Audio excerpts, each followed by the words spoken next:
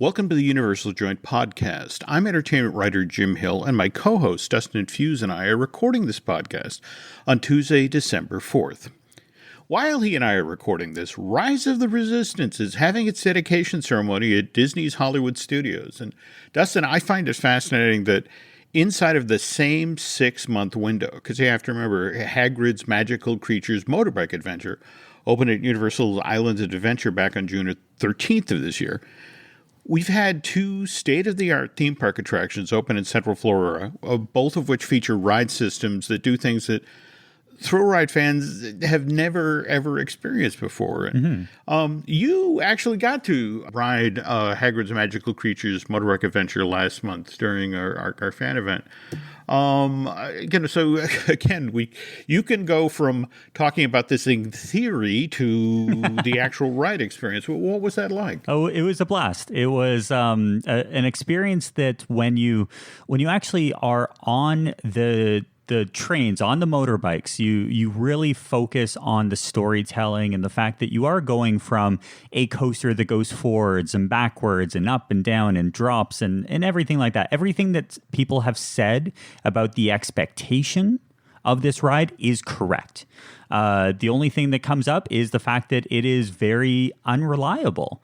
And even looking just before we recorded, there's only so many days that Hagrid's is going right until close. So my hope is that they'll figure out exactly what's going on. If it takes a couple extra months to really get it nailed down, that's perfect, because people who go to Islands of Adventure and Universal Studios Orlando, they need to ride this attraction. It's that good.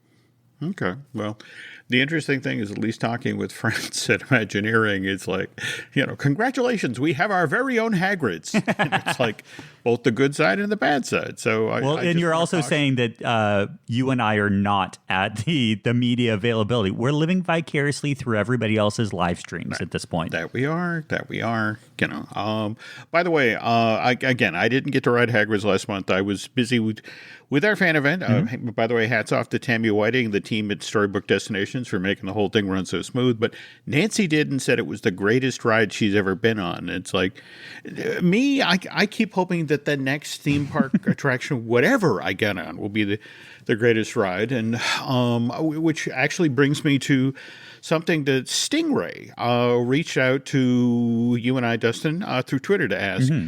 So, what do you think of this DreamWorks VR experience, the one that they've just opened through their Dreamscape Immersive? Stingray wants to know, do we think this is a test run for the How to Train Your Dragon ride that's supposed to be built at the Epic Universe Park?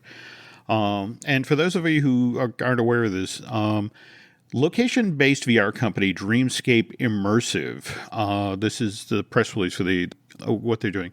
They're now offering a new experience that ties into the DreamWorks Dragon series, which began with How to Train Your Dragon, the first movie, back in 2010. This project, entitled Dragon's Flight Academy, will allow you to fly on the back of a dragon in VR along with 8 others.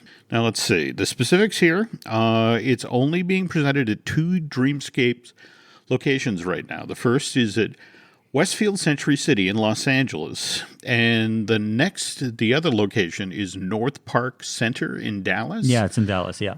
Yeah, and let's see. Now, they're saying the Dragon's Flight Academy, it's approximately a 35-minute experience, though. They want to stress here that, that includes checking in, gearing up, and gearing down. Yep. It's, what is it, $20 a ticket. Yep. And let's see, they're pushing new groups through every 20 minutes. So, and they're advising folks to show up 15 minutes early for this. I have to say, just from what, the procedure, they describe here, between the get there 15 minutes early, expect, a lot of time gearing up, gearing down. I don't necessarily think this is the sort of thing that Universal will be doing for the parks, but that isn't to say, this is 2019. And, where VR will be in 4 years, it's hard to say. Yep. Maybe there will be they'll invent a faster load system, or for that matter, new lighter technology, so it won't quite be as arduous. I mean, I did the Void during a trip last year, and did the first Star Wars experience, and yeah, it was once you were suited up, it was great, but yeah, it was a bit of a chug getting in and out of the outfits. Yeah. And I think one of those funny things when you're looking at kind of getting this technology out there, and keep in mind that Dreamscape is one of a handful of startups that are actually doing this VR style. And they did say in a Variety piece that Dreamscape is planning to open additional VR centers in markets including Columbus, Ohio, and the New York, New Jersey metro area. So as they continue to grow into these areas and possibly take on companies that are well situated within the market, like the Void, where they're actually up here in Toronto. I know that they're down in Disney Springs, and it's for those companies, it's less about getting into new markets and more about once they're there, how do they get that next property? Because are they going from Star Wars to Wreck-It Ralph to the next greatest, biggest and greatest experience? I think that's their business model. But if we're talking about Epic Universe, everything's on the table at this point. And we still don't have anything outside of the fact that it's opening 2023. There's a lot of construction that's going on. There's conversations about, roads and that kind of thing. I think as soon as all of that settles down, we'll get into what kind of technologies they're going to be using and who they're going to partner with to get those technologies. True. Well, long story short, Stingray, don't know. But I'll make some calls and I'll get back to you. Yeah, okay? Magic 8 Ball. Okay. Speaking of How to Train Your Dragon, the How to Train Your Dragon holiday special, Homecoming, made its debut on NBC last night. It was cute. I have to say, in hindsight, might have been a mistake to pair this brand new holiday special with the Chuck Jones version of How the Grinch Stole Christmas. I mean, that long beloved holiday special, and this one made its debut back in '66. Oh wow! Literally, that is a hard act to follow. What was especially interesting, at least for me, is that the way this one was slotted literally was before the end scene in How to Train Your Dragon Hidden World, where you got to see the now grown-up Hiccup and Astrid take their children to basically to the lip of the Hidden World, where they met up with Toothless and the Light Fury and their pups, and there was that that wonderful flying scene at the end that made us all cry. Yep. Speaking of making all of us cry, did you see the holiday reunion ad? Yeah, for the Comcast? ET one. Yeah. Well, first of all, it's not an ad. It's an ad, but it's not. It's 4 minutes long, and in fact, the way a lot of us were made aware of this thing is it debuted during the NBC broadcast of Macy's Thanksgiving Day Parade, and they showed the 2-minute cut down version, and then sort of showed you the link to the effect if you want to see the full film, go online. But this is the interesting thing is it's an ad for Comcast Xfinity, and my understanding is that in the UK it's being used to hype Sky Technologies. Gotta say that I enjoyed it, but at the same time I was kind of pissed off to see ET being used, to sort of hype Comcast technology, just as a talking puppet. It's like, no, that's not what ET is. Yeah. ET's a character with a heart. But, and I have to say probably the folks at Comcast weren't all that enthusiastic about how Henry Thomas got picked up for alleged DUI, back in October of this year. And I want to say just the week before the ad ran, he appeared before a judge in Portland, Washington, and pleaded no contest and was put into a diversionary program. And more power to him. I hope he puts this behind him. But by the way, Dustin, I have a theory. I don't think it was Henry Thomas's fault. Okay. Remember, in the original E.T. film where Elliot is drunk at school because E.T. is home cracking beers, because they're psychically linked. I think it was E.T. All right, I'm thinking that's why the judge put him in a diversionary program. It's like, okay, not your fault. So, Nope. All ET's fault. but again, speaking of stories that involve law enforcement, Dustin, do you want to share your retired police officer story? Yeah. Every so often I spend a little bit of time on Snopes.com. And Snopes is that place where you go to get things fact checked. And I was just doing a little search and I'm like, I wonder if anyone has ever done anything Universal related. And for some strange reason, it was within the last 2 weeks. So the title of the thing was a man wearing a retired police officer shirt denied entry at Universal Orlando. And it's basically talking about how Universal Orlando Resort stopped a retired police officer from entering the park because his T-shirt said "retired police officer" on it. Now, the rating on Snopes is actually a mixture because it wasn't quite a full stop. It was a gentleman named Vince Champion, and he was temporarily stopped at the entrance because he was wearing the T-shirt with "retired police officer" on the front. But what's false is that he was eventually allowed into the park because he was wearing the shirt.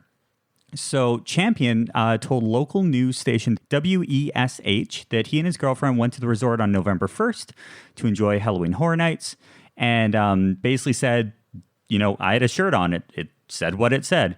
But park policy states the guests aren't allowed inside wearing anything that could represent someone as emergency personnel. So although he countered with the fact that he didn't believe the shirt could be mistaken for an on-duty uniform, he told that even if it was mistaken, he's still a reserve officer and could help in the event of an emergency. So staff let him in. It was a very interesting story to look at that to come up because the statement from Universal Orlando basically states that we want our guests and team members to be able to easily identify active working law enforcement, although we don't prevent guests to wear clothing or items that could cause confusion. So it was a very interesting story, and I'm glad that I headed over to Snopes to see this because it really didn't jump up on anybody's radar.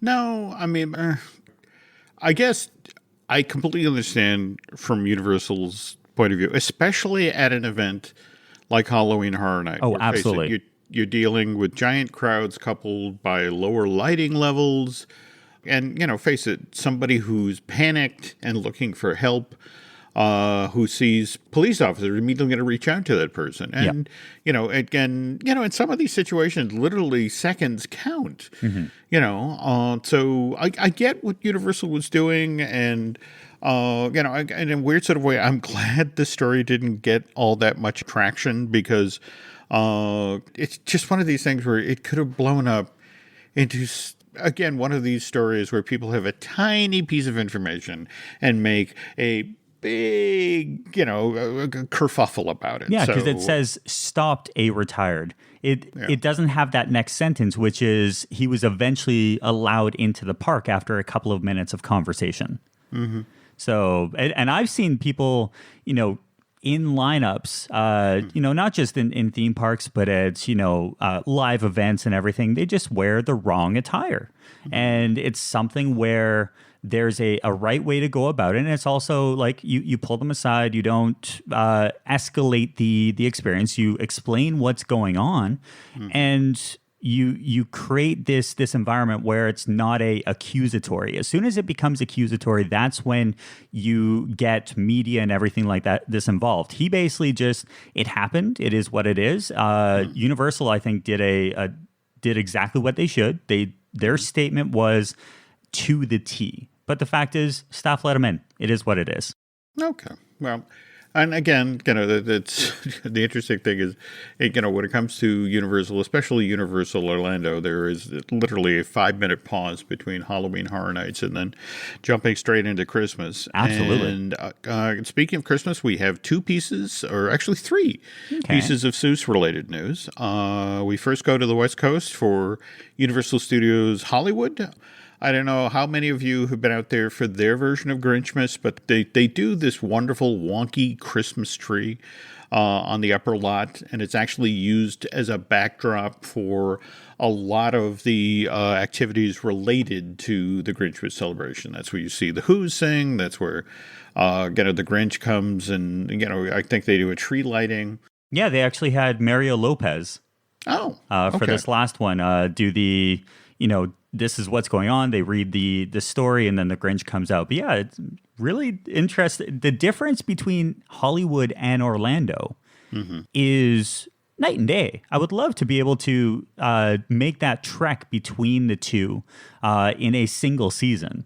Yeah, especially this year with they have swapped out the old wonky Christmas tree for a brand new version. It's 55 feet tall, loaded with LED lights, and this is worth seeking out on YouTube, folks, because they have choreographed the lights on the tree to music as part of the Grinchmas ceremony, and it's absolutely killer. It's one of these things where I really hope it makes its way to Orlando soon. And speaking of things that Hollywood is doing that I hope make it to the Orlando market, if not this Christmas, next Christmas. Have you heard about this? Where Universal Studios Hollywood is partnering with Cameo so that guests can get free personalized video greetings from the Grinch.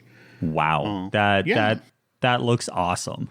Yeah. Now, again, folks, I have to caution you. This is only through December 8th, so and we'll have the show up later this week. So you'll have to run and gun here, but they're taking online submissions at cameo.com/The Grinch, one word, The Grinch, through December 8th. And if you go to the website, they offer simple instructions about how to create a personalized video greeting from the Grinch, which can then be delivered to friends and family. Now, again, back to Orlando, particularly in the Seuss's Landing section of Islands of Adventure, I have to say I was delighted to hear that Green Eggs and Ham has reopened at that theme park. Yeah, it's back in my opinion, better than ever.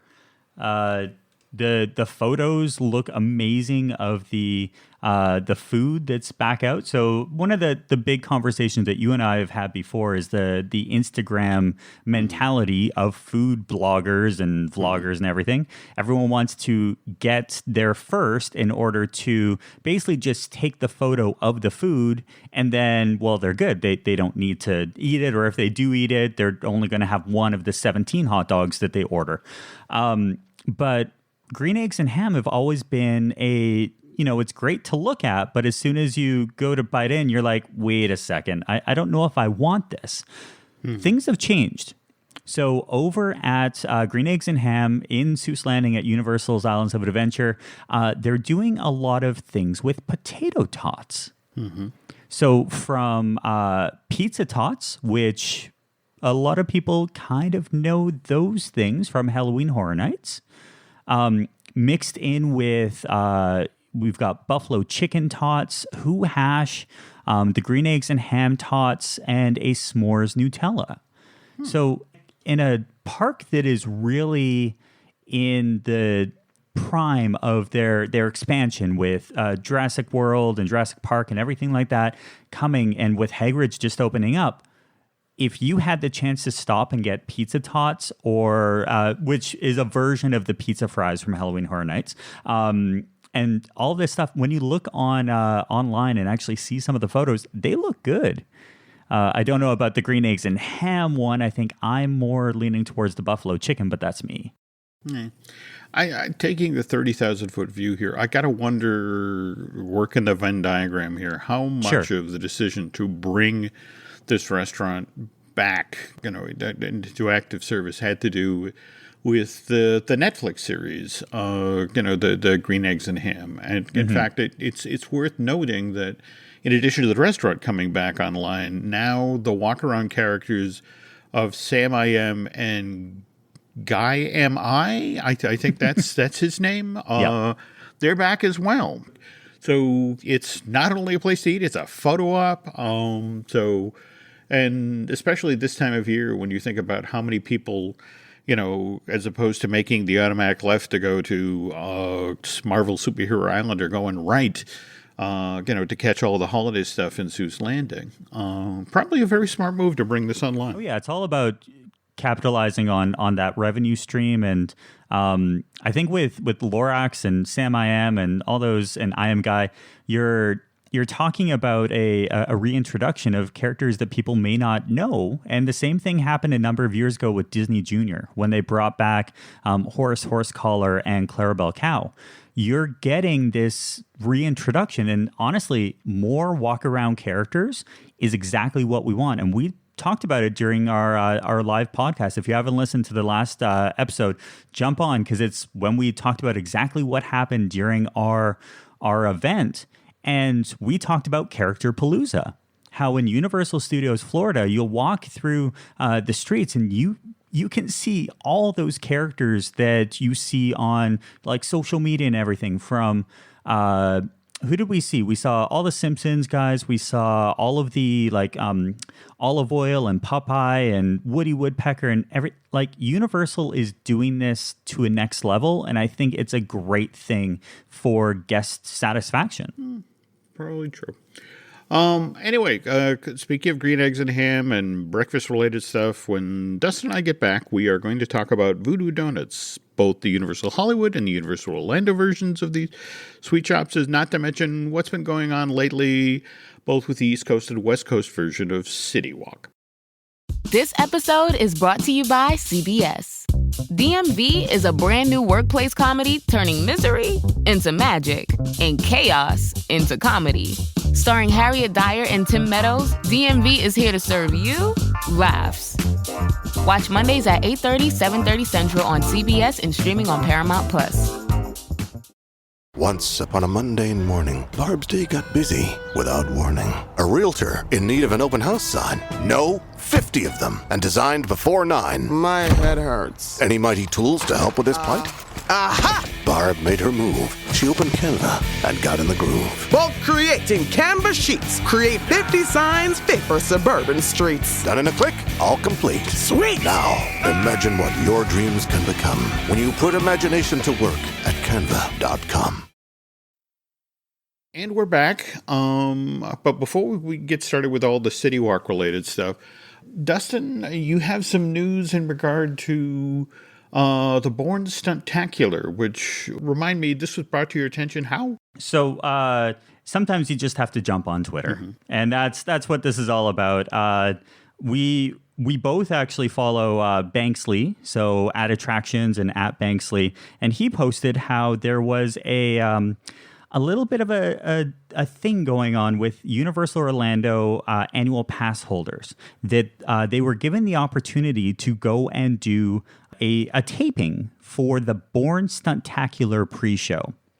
Now, when this came online, it was a huge opportunity because you get immortalized in a pre-show until it comes out, and then you're like, oh, I'm in that pre-show. But it's going to be happening Saturday, December 14th from 9 till 1. And we did a little bit of extra research, and it looks like over at BioReconstruct, which, once again, one of our favorite flyover producers of news, he was talking about how with this experience, there's usually a very limited amount. So when he jumped on a couple of days ago, there was a moment where there were 167 spots remaining.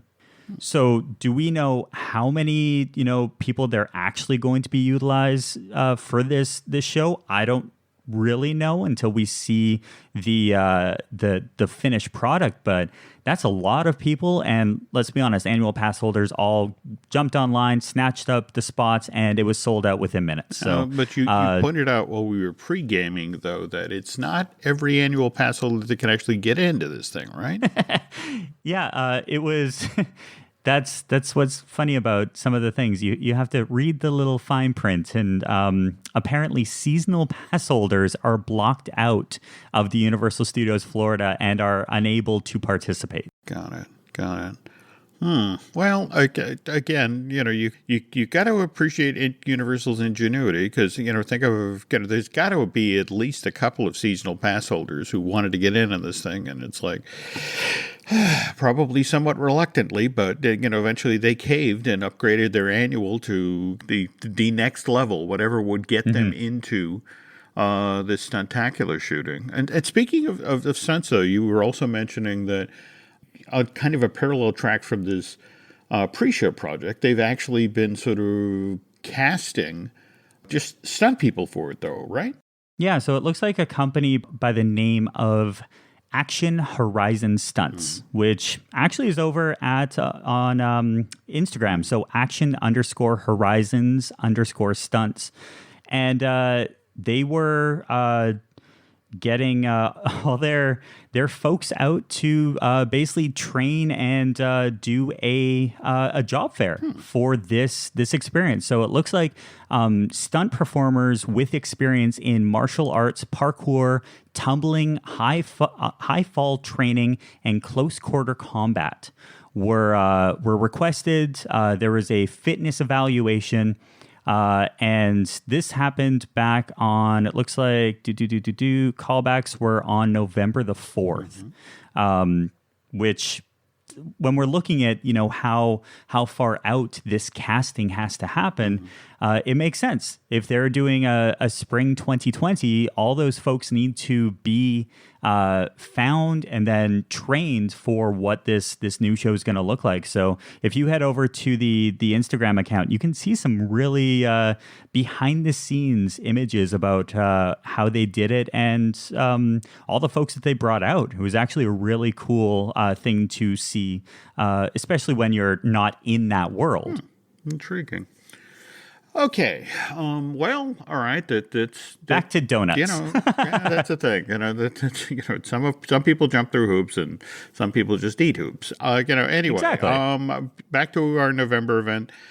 We closed out the Christmas at Universal with a visit to Voodoo Donuts and got to say goodbye to some of the friends we met over the course of the event. That said, I wish we'd gotten to spend more time in the Universal version of CityWalk this past trip, Dustin. I especially wanted to check out the former AMC Cinema on site there. The weekend that Dustin and I were having the event, the Cinemark, the new owners of that 20-screen cinema, had just completed upgrading every auditorium at that facility. So we're talking wall-to-wall screens, custom sound systems with multi-channel speakers, and state-of-the-art projection that supposedly can deliver 35 trillion colors. Who's sitting there going, well, it's robin egg blue, but could it be bluer? Yeah. I don't know. We're used to 30 trillion. Where does this other 5 trillion come in? I know. How many different versions of Sienna are there? Anyway, would have loved to have seen Frozen at that Universal Cinemark in a brand new theater. But over the course of this event, Dustin and I talked a lot about the changes that have been made to the Universal theme parks. But the CityWalk, both the East Coast and the West Coast versions of these retail dining and entertainment district have been very dynamic. I've seen lots of changes over the past 5 years. In fact, I remember I went to a press event in December of 2013 where Universal Orlando was announcing they were going to open 8 new restaurants, and they were all coming to the Universal, this 30-acre place for the next year. And sure enough, by December 2014, Red Oven Pizza Bakery was open, Vivo Italian, the Hot Dog Hall of Fame, Cowfish, and... Oh, the Cold Stone Creamery and...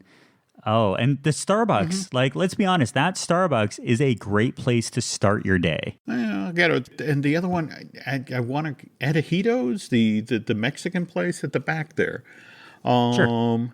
But, and you have to understand that, just, 15 months previous, they had already expanded Universal Orlando CityWalk with the drive-in golf, with the miniature golf, the two different courses with 18 holes, the Haunting of Ghostly Green and the Invaders of Planet Putt. So you'd think, okay, that's enough. You've 8 new restaurants, and it's like, no, literally as these restaurants are opening in phases over the summer and late fall of 2014. The NASCAR Sports Grill, 530-seat venue, originally called the NASCAR Cafe when it first opened in 1999, when CityWalk first opened. It closes November 1st of that year. And, I know, Dustin, you and I have talked about the Today Show Cafe and how Universal, or particularly Comcast, has been very aggressive about get NBC, IP. Which, by the way, I did have the Al Roker chicken sliders while we were there. Really? I had to. It seemed like a good idea at the time. They looked better in the Instagram photo, but I think it's all about what you pair it with. Okay. The seasoning was just a little bit off, but it was still a great chicken sandwich, especially in that theme park. You got to have more food. Okay. So, yeah, I wanted to let you know because I know on one of our shows we talked about how at least one of us had to bite the bullet. Well, the interesting thing is I actually went in there but then saw the line. And the weird thing is it wasn't that the line was long that made me think, I don't know if I want to do this. It was the fact that there were 2 registers set up, but there was one line that sort of meandered into the center of the restaurant. I mean, remember how, I'm going to get the name wrong again, the Boulangerie, was that what it was called? Yep. Okay. That had sort of the chained off, you knew where the queue was. And this one has that sort of open plan.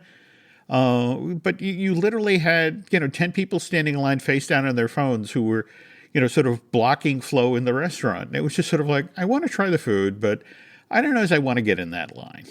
So. Yeah, we had the same issue over at Mel's Drive-In. When we walked in and had lunch, I think it was on day 2. Mm-hmm.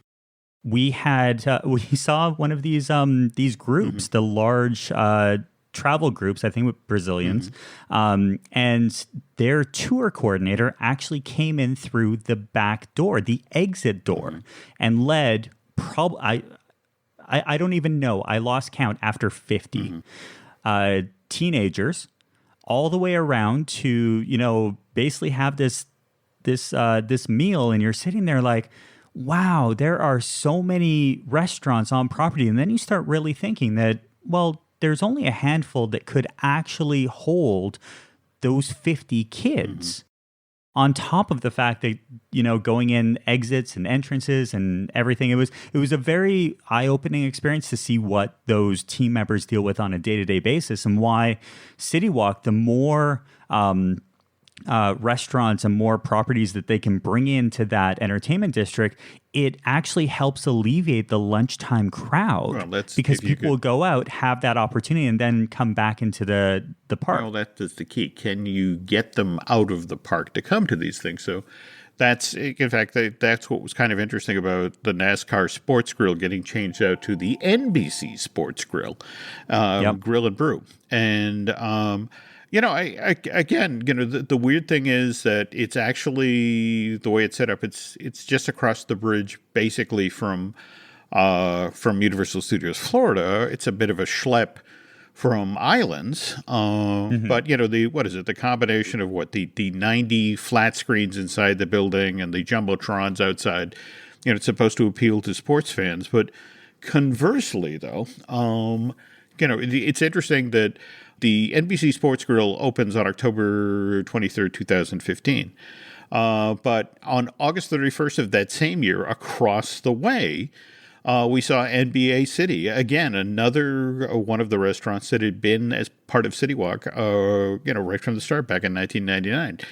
It closes on August 31st of 2015. And That restaurant, after an extensive retooling both within and without, becomes Toothsome's Chocolate Emporium and Savory Feast Kitchen, which opens to the public on September 22nd, 2016. And this starts to do land office business, but for the very thing that you mentioned, Dustin, that because it was, this restaurant is so close to the island's entrance. And, it has that elaborate smokestack and the gears out front. It catches your eye on the way in. And there are a lot of families that, if they're leaving islands and headed over to Universal, or if they're out to go back to their hotel, get in the pool, that sort of thing, wind up over there for lunch. So it does great lunchtime business and a solid dinner business as well. And they've got a great retail program. So when we went in there, there was a decent number of people that were, getting lunches and that kind of thing. But the lineup to go over and get macarons and get, their prepackaged chocolates, I'm like, okay, they did this right. Now, granted, would we have rather have liked a Willy Wonka? Sure. But it worked out perfectly for that location. And honestly, that versus NBA, I think it's just you have to listen to what your guests are asking and give it to them. And you have to wonder, given that, the NBA experience shuts down in August of 2015, and, if we jump ahead to 2019 and the NBA experience opening at Disney Springs, got to wonder, I'll have to go back and look at the timeline of the closure for Disney Quest, and you got to wonder how early Disney began its conversations with NBA. Well, and I know that with, so we were actually there. So we ended up leaving Universal after our event and then heading over to Disney for a couple of days. And I spent some time at NBA Experience. And the interior store and everyone who was coming out, if they were basketball fans, absolutely loved it. But the crossover between a Disney Quest and an NBA Experience, most of the families that I saw leaving were like, oh, I wish the Disney Quest was still here. And I'm like, see, if you were there 5 years ago, would you be saying the same thing? Because Disney Quest was definitely aging, and having NBA come in, and it's still not completely done. They still need to get their restaurant up and open soon. But when we're talking about Universal, the fact that NBA City was there and you could go in at any given part during the day, and the only time it was busy was probably 15 minutes after Islands closed. Yeah, that's true. That's true. By the way, speaking of closure, let's see, the last Disney Quest, the one at Downtown Disney on the west side, closed on July 2nd, 2017. So do we know when the announcement was? I'm trying to find, as we're talking, as we're going through the NBA and everything like that, I'm trying to figure out when the NBA was originally announced to go to Disney, because I have when it will open, but that there was a time period there, and I've heard stories about that area at the former Disney Quest, and even on the other end at Universal, how the WWE wanted to put their Hall of Fame in a physical location. And they hit the same wall as what NBA did, where Disney wanted Disney Quest to basically keep that building and didn't want to start from scratch, where at the end of the day they did when the NBA was proposed what they did. But it's just interesting seeing that timeline and then going back the number of years later and seeing, oh, Toothsome is still doing great business. That circle, so in between Toothsome and the Hard Rock and basically that area in CityWalk, it's all what is needed for a good theme park. It's that exiting of the guests and saying, hey, we want you to stick around. Now, it's kind of interesting. You asked about when we first saw Disney in the NBA. Interesting. Again, we had the, the July closing? July 2nd. There's actually news stories on June 20th of 2017. So, oh, wow. Literally 2 weeks before it closes, kind of mentioning that the NBA and Disney are expanding their partnership. And at that point, everyone thought, oh, they'll just be selling jerseys, and it's like, oh no, it's yeah. And Disney bought the naming rights for the jersey There you go. for the Orlando Magic, and it's like, okay, that makes sense.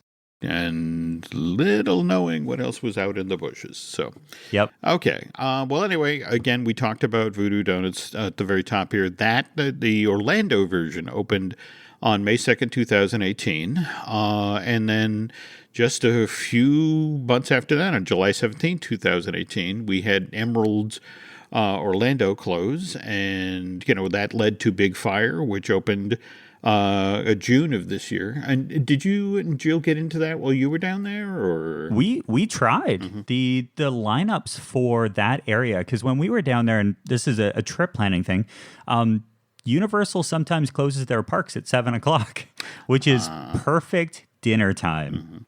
So all of those restaurants, from Margaritaville to Big Fire to even Voodoo Donuts, and we did talk about going for dinner at Voodoo Donuts. It didn't end well, but we actually ended up going back to Sapphire Falls for like a salad and, things like that to, just sustain us. But yeah, Big Fire was, I believe, when we walked up, for 2 people was going to be about an hour wait. well, so you did the Dutch Trading Company there in the lobby, or Yes. yeah, that's yes, and I hit that a couple times when we were there as well. When you're trying to sustain yourself to go from one event to another, because we went straight from that. I think we ended up doing trivia down in the conference room that night. And it was just, you have to sustain yourself and have that energy. So it was really great that there was at least something open after the parks closed, but we just weren't used to the 7:00 park closing. I do. Okay, so getting back to CityWalk here, again, what fascinates me is how consistently, when you Universal Orlando, if you think about all these restaurants in CityWalk and how they're able to shut them down and completely retool the interior and exterior, bring in the new theming, bring in the menu, and typically get these places reopened in a 10 to 11 month time frame. Though oddly enough, the one restaurant at Universal Orlando CityWalk that will not be changing anytime soon is the Hard Rock Cafe. By the way, folks, this is the world's largest Hard Rock Cafe. It has a seating capacity in the restaurant area for 1,000 diners, and the entertainment venue just off of the dining room there has seating for 3,000. But, what I guess is kind of intriguing to me is that April 6th of this year, Hard Rock International announces that it has reached an agreement with CityWalk to keep its restaurant and entertainment venue in place for another 20 years, with the lease extending all the way out to 2039, which I think, Dustin, you mentioned we talked about in an earlier show. Yeah, I think that was the show that we were trying to figure out how long The Simpsons are going to be around in Universal Studios Florida, and we were trying to figure out who was going to be first to leave. Would it be Hard Rock or would it be The Simpsons? And The Simpsons is what, 2050 something? So yeah, these are 20 years for a venue is a long period of time. But of course, what this makes me think about is Jimmy Buffett's Margaritaville, which, again, right before the bridge leading up to Islands of Adventure. And I think a lot of people don't realize that Margaritaville is actually a chain of restaurants. There's 23 of them. First one actually opened at Key West back in 1985. And what kind of intrigues me about whether or not the one that's at Universal Orlando CityWalk is going to stay in place is that Phase 1 of the Margaritaville Orlando Resort opened in January of this year.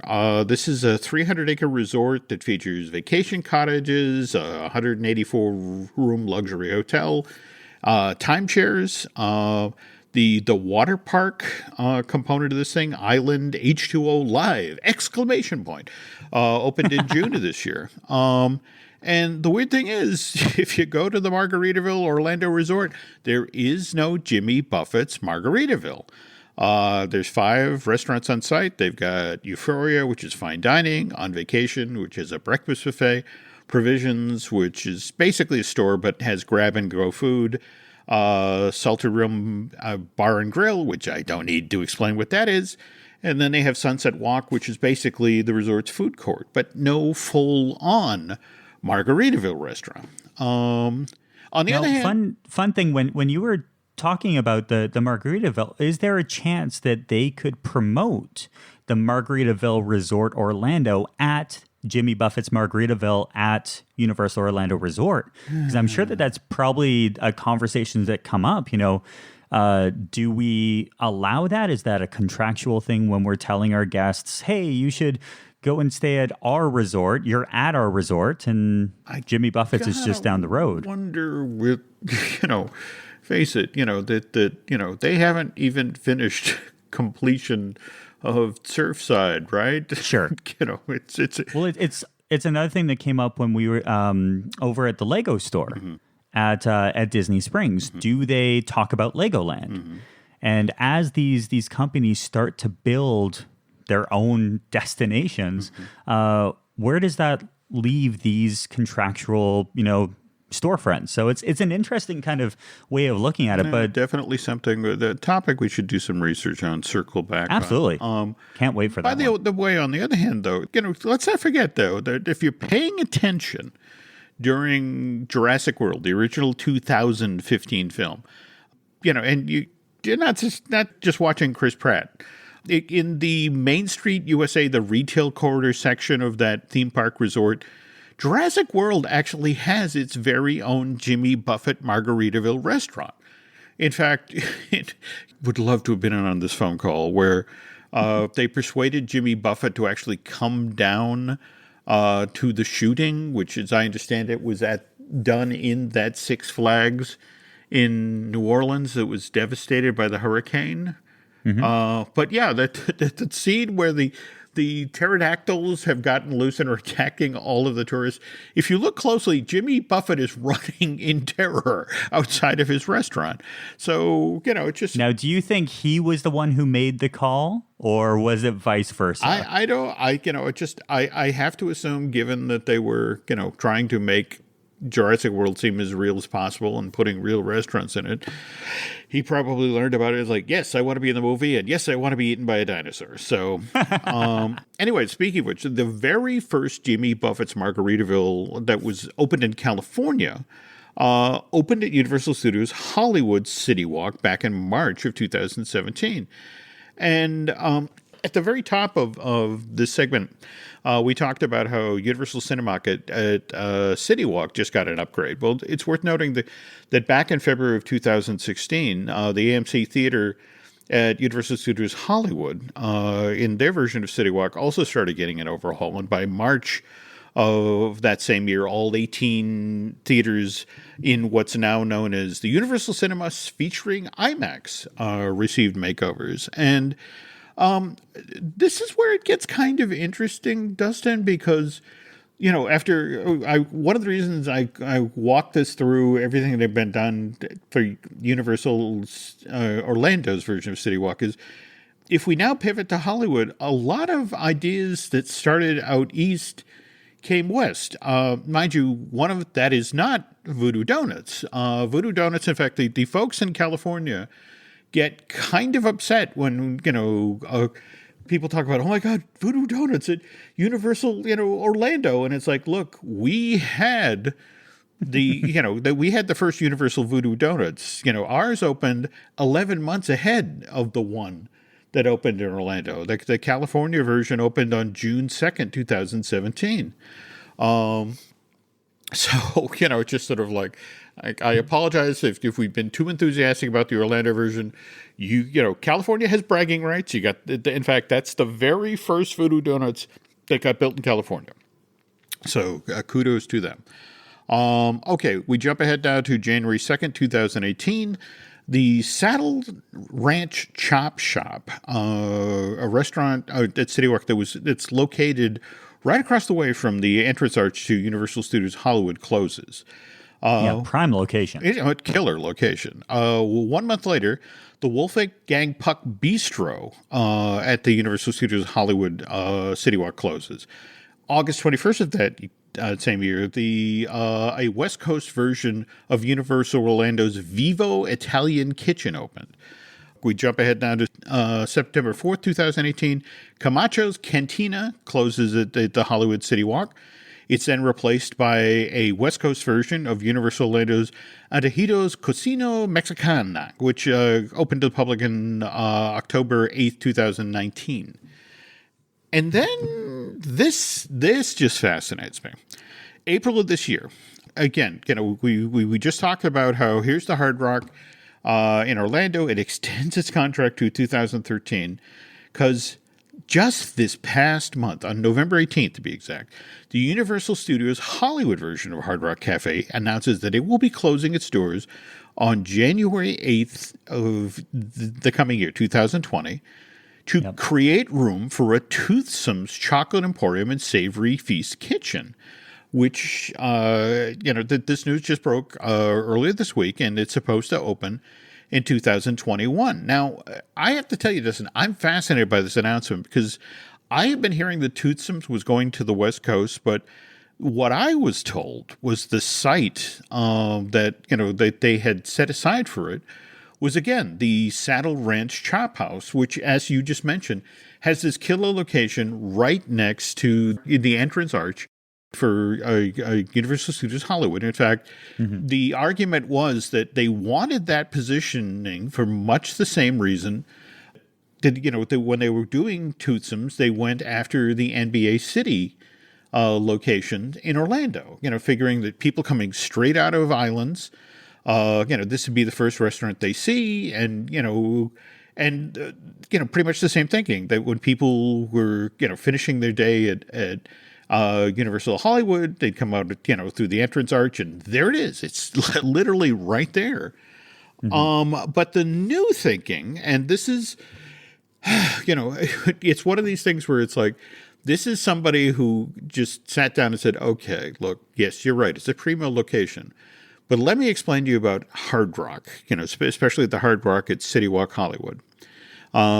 If you call up a map of the CityWalk entertainment district in Hollywood, you can see that the way Hard Rock Cafe is positioned is that anybody who's walking back to their car, either in the Jurassic Park garage or the E.T. garage or the Curious George garage, has to, basically walk by this restroom. More to the point, anybody who's going to a movie at the Universal Cinema featuring IMAX also has to walk by. So strictly from a foot traffic point of view, and if you think about it, you're tired. It's the end of the day. You are walking back to your car. The kids are hungry. And looming up, between you and your car is Toothsome's, So where are you going to go? It's the smarter location versus the front of the park location because, by the time you make it down into CityWalk and, all of the collection of shops and that sort of thing, are you literally going to turn around and walk back to the park to go to Toothsome's? It's like, no, you're not.